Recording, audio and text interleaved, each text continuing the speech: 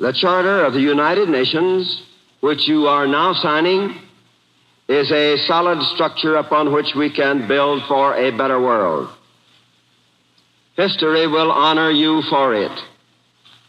Between the victory in Europe and the final victory in Japan, in this most destructive of all wars, you have won a victory against war itself.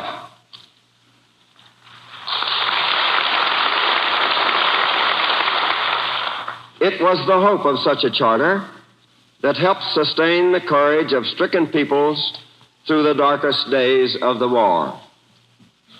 For it is a declaration of great faith by the nations of the earth, faith that war is not inevitable, faith that peace can be maintained.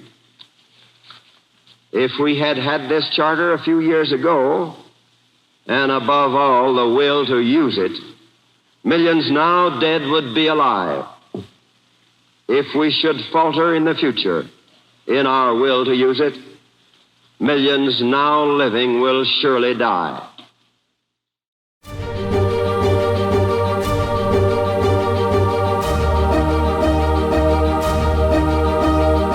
In the final months of World War II, the United States moved quickly to position itself as a diplomatic leader in guiding the formation of a global organization founded with the express purpose of preventing future wars.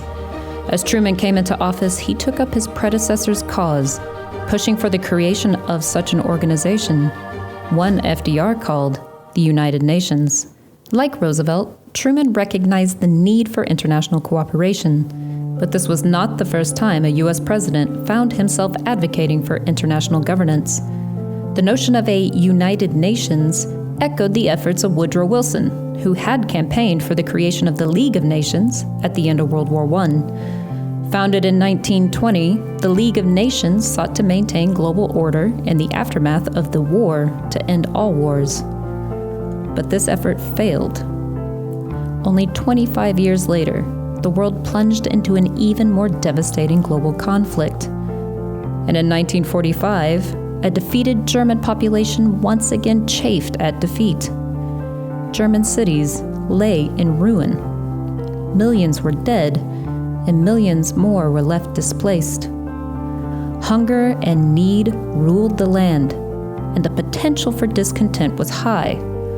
Such discontent, if not addressed, could threaten, once again, to give rise to another authoritarian ruler, another Hitler. Truman understood the necessity of the United Nations, but unlike the League of Nations that came before, he ensured the United States would act as a direct participant and leader. Working in coordination with countries across the globe, the U.S. used its newfound and growing international influence to shape the creation of the UN. However, the power that came with this new responsibility further agitated relations between the U.S. and USSR, as both jockeyed for global dominance.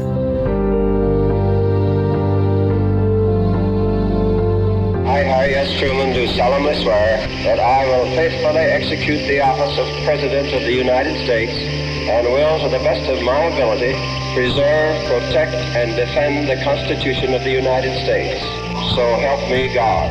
You're listening to the Best of My Ability from the National World War II Museum in New Orleans. This is Episode 4, Charter into Deeds. I'm your host, Dr. Kristen Burton. This week we explore the origins of a new international organization that would lead efforts to maintain peace once fighting came to an end.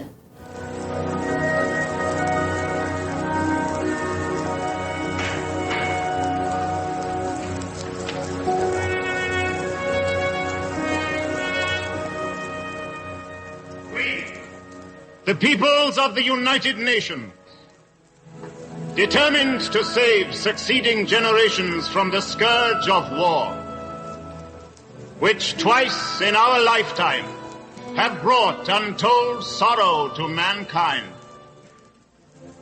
and to reaffirm faith in fundamental human rights, in the dignity and worth of the human person, in the equal rights of men and women, and of nations large and small, and to promote social progress and better standards of life in larger freedom.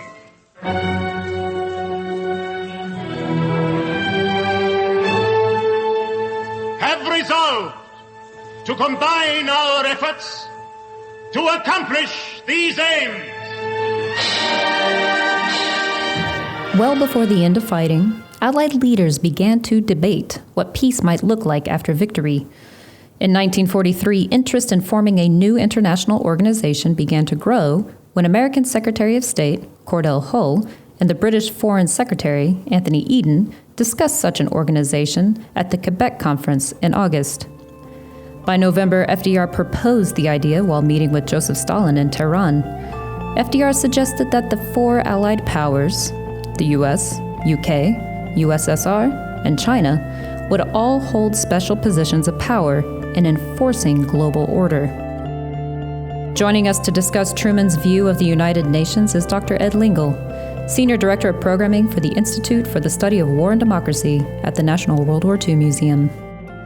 Harry Truman was a disciple and student of President Woodrow Wilson, the great Democratic president from the earlier part of the 20th century in the World War I era. And Woodrow Wilson, of course, was an idealist and somebody who hoped in the latter part of World War I and the aftermath of that great conflict to find a way to create a new global order that would at least minimize the possibility of massive armed conflict. Even though Truman hadn't been in at the beginning with Roosevelt in getting the concept of the United Nations started in 1942, Truman still was a believer in the concept. And part of it had to do with what he had inherited from Woodrow Wilson, from the League of Nations, which had never been ratified by the United States Senate. And so Truman saw this as an opportunity to make up for that failure to create a global order after the First World War. So Truman wasn't a crusader. He wasn't somebody who was an architect of the United Nations, but he was definitely a believer.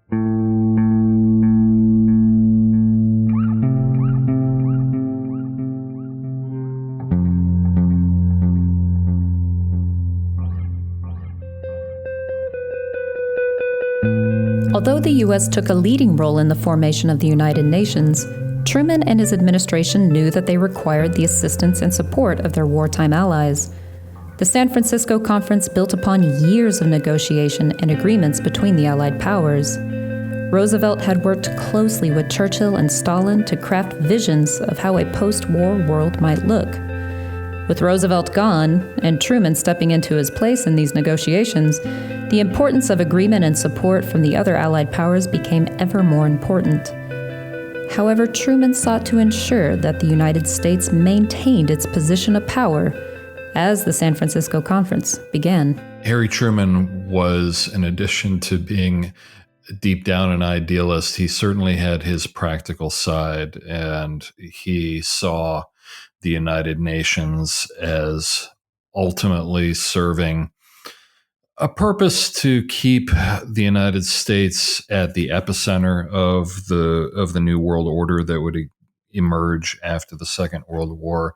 He saw it as a means of preventing the isolationist politicians from the Republican Party who were still around to drag the country back into an isolationist stance once again. He saw the United Nations as a means of ensuring American primacy. I wouldn't say hegemony, but primacy in the global financial order as well. Throughout the months of May and June, the delegates debated matters related to the International Court of Justice, which would give the UN the power to rule on and enforce international law, as well as matters of the new Security Council and how the organization itself would run. The discussions culminated in the San Francisco meeting in late June of 1945. San Francisco, California, a momentous conference begins. Here, leaders of the United Nations representing all but a fraction of the Earth's population, are laying the foundations of international security in the post-war world. United States Secretary of State Stettinius opens the first session and introduces President Truman, who speaks from Washington.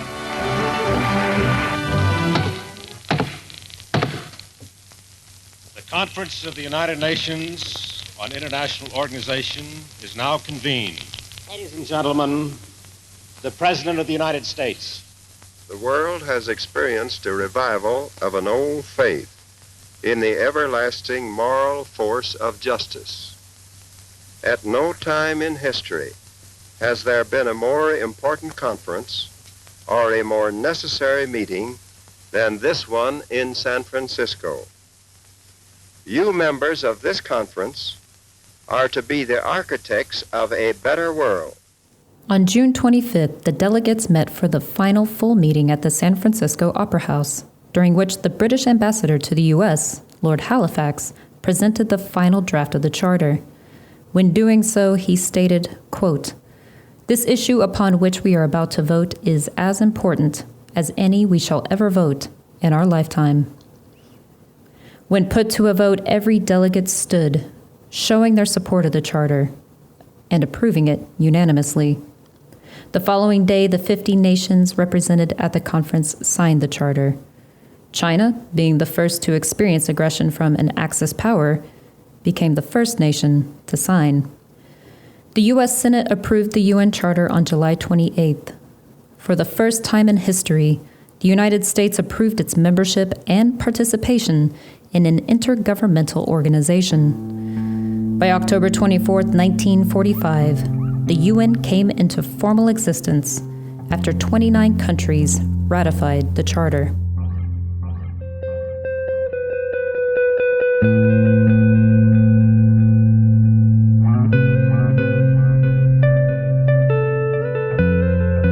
Even with striving to keep the U.S. at the center of this new world order, America's allies were of the utmost importance. However, Truman did not have the same intimate relationship with the Allied leaders as Roosevelt. Churchill and Stalin spent nearly the entirety of the war coordinating and working alongside FDR. Truman seemed to lack FDR's gravitas. But whether the Allies liked it or not, Truman was still the leader of the world's most powerful nation. They were more important than many people recognize, and that includes Truman. I think Truman, to some degree, became a little bit intoxicated with American power in 1945, and that's true in a number of different areas. That's true in financial supremacy, it's true in military supremacy, it's also true in scientific and technological supremacy. The San Francisco Conference, coupled with the ratification of the UN Charter and establishment of the UN headquarters in New York City, placed the United States firmly ahead of all other powers, including the other allies, as the leading superpower on the planet. Truman sought to keep the U.S. in this leading role and carefully sized up the other allied powers, which would be the closest competitors to American dominance.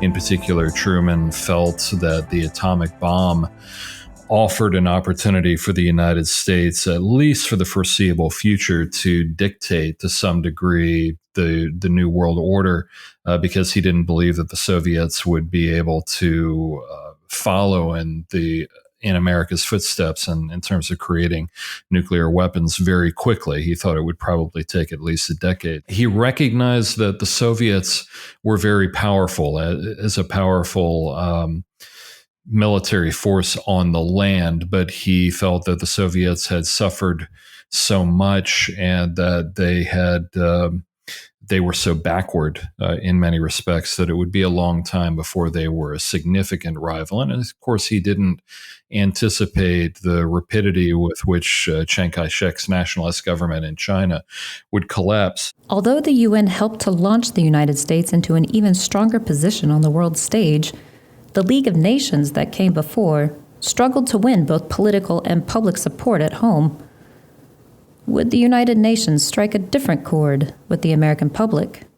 To answer that question, we need to compare and contrast the national mood, say, from the end of World War I to the end of World War II in the United States. When World War I ended, after a period of celebration and parades and victory in Western Europe, the prevailing mood in America was one of disgust. Americans felt that it had been a mistake pretty quickly that the United States had intervened in World War I and turned away from Europe, felt that we had been duped, we had been drawn into a conflict that really was none of our business. That was one of the main reasons that Woodrow Wilson failed to get the League of Nations ratified. In 1945, the mood was somewhat different, and I think we have trouble nowadays looking beyond the aura of victory. You know, we see the photos and the films of the parades and celebrations in Times Square of the people celebrating. And we think it was just a moment of triumphal victory, that everybody was happy, everybody was excited, and now we felt that we were the most powerful nation on earth. In fact, the prevailing mood in the United States was one of fear and uncertainty about the future, as well as mourning about the past. There was a great deal of concern about the GIs and how they would get back home and what they would be like when they got back home. Would they be scarred? Would they be tormented? How would they readjust to society? So I think Americans were a little bit more positive toward the United Nations and the immediate aftermath of World War II than they had been toward the League of Nations a generation earlier. There was more fear. There was some hope that a new structure such as the United Nations would be able to prevent the world from collapsing once again as it had before, and that the United Nations might set up an apparatus and a framework for developing world peace.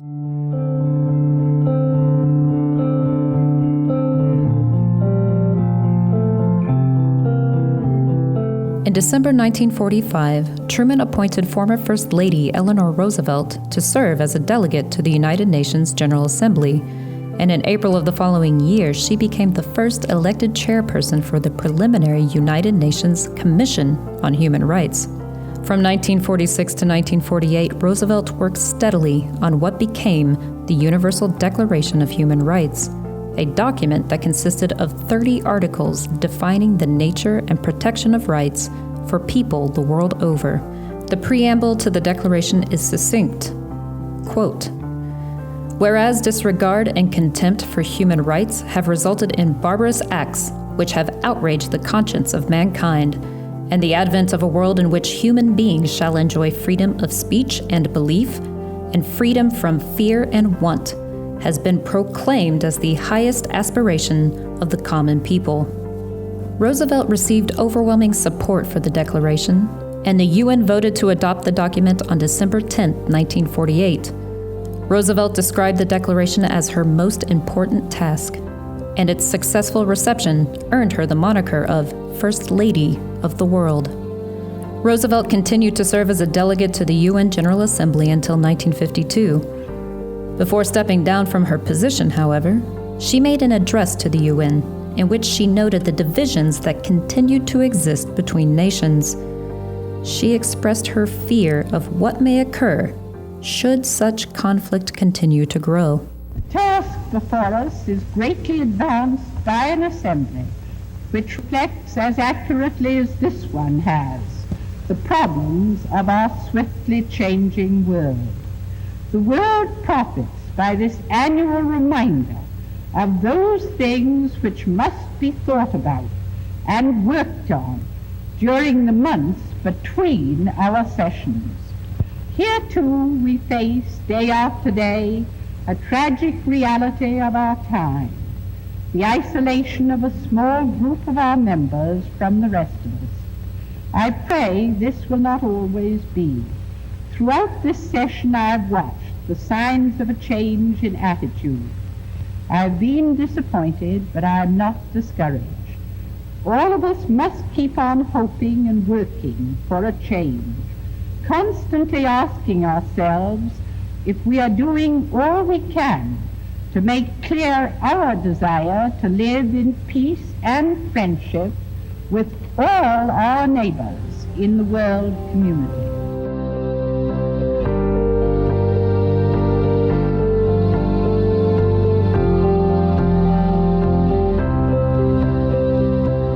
The signing and ratification of the Charter of the United Nations played a significant role in the enforcement of justice against the Axis powers. The International Court of Justice gave the UN the power to organize war crimes trials against the military and political leaders of Germany and Japan.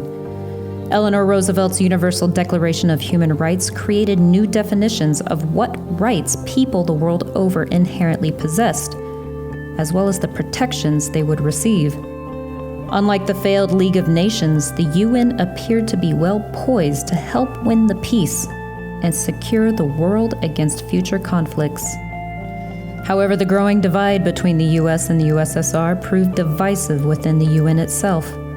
As a permanent member, the Soviet Union held veto power over UN measures, and the USSR's ambassador to the UN, V.M. Molotov, made great use of that power, so much so he came to be known as Mr. Veto. Conflict between the two superpowers would only continue to grow, both within the UN and beyond. Truman was worried about a number of different things. One of them that he was worried about the state of the Democratic Party, a possible resurgence of the Republicans. He was already looking forward to some degree to the re-election campaign in 1948 and what would happen there. But more broadly, he was concerned about the march of communism. And that was true in Asia, in particular, the Soviet invasion of Manchuria and of the Korean Peninsula at the end of the war was something that Roosevelt had campaigned for, and now Truman had to deal with. He was deeply concerned about the state of Western Europe, about the suffering of the people of the Low Countries of Great Britain, Germany, France, Italy, and the political weakness of the Western Allies and the rise of the communist parties and other movements, similar movements in Western Europe. He tended to discount the Soviet Union for a time in terms of their military power, and he put a lot of reliance in the atomic weapons program and allowing that in the atomic weapons program, keeping the Soviets at bay. But as it became pretty clear pretty quickly that the Soviets had infiltrated the Manhattan Project, that Soviet espionage was fairly extensive in the United States and Western Europe, and as the Soviets appeared to catch up, there was a very real danger of a military confrontation between the United States and the Soviets, either in Western Europe or in Asia.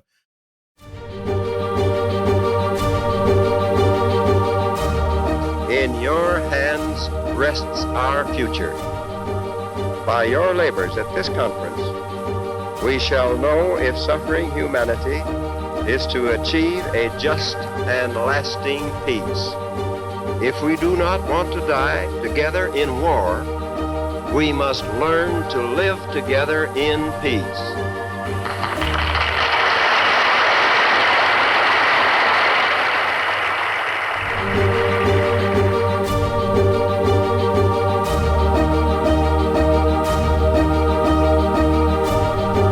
In our next episode, Urgent Summons, we'll hear more from Dr. Ed Lingle from the museum's Institute for the Study of War and Democracy as we travel to the Berlin suburb of Potsdam, where Truman joined Stalin and Clement Attlee to discuss how best to defeat the Empire of Japan. From the National World War II Museum, this is To the Best of My Ability. This episode was written by me, Dr. Kristen Burton. Media production manager Jeremy Burson did the sound mixing. Archival audio is courtesy of the National Archives, the FDR Presidential Library, and the United Nations Audiovisual Library. If you like this podcast, please rate and review us on Apple Podcasts, which helps others to find the series. To the Best of My Ability is part of an ongoing series of programs commemorating the 75th anniversary of the end of World War II, made possible by the Nierenberg family and Bank of America.